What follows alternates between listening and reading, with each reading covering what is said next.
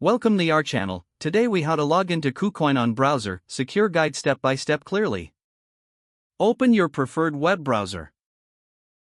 Type the official KuCoin website URL into the address bar. Press the enter key to navigate to the site. Once the page loads, locate the login button at the top right corner. Click on the login button to proceed.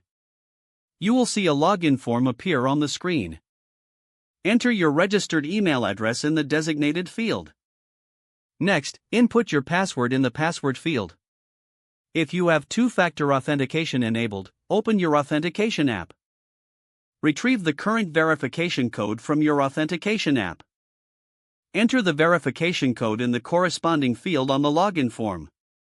Double-check your email and password for accuracy. Now click on the login button to complete the process. If you forget your password, click on the Forgot Password link. Follow the instructions to reset your password if necessary. Once logged in, ensure your account settings are up to date for security. Explore the platform and familiarize yourself with the dashboard features.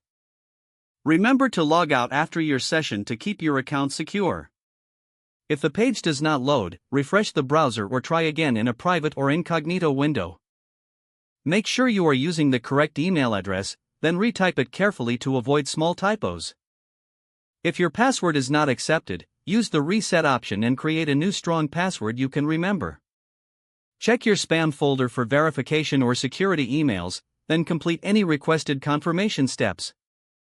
Enable two-factor authentication if available to improve account security and reduce unauthorized access risk. After signing in, review your profile details so your contact information and settings are accurate and current.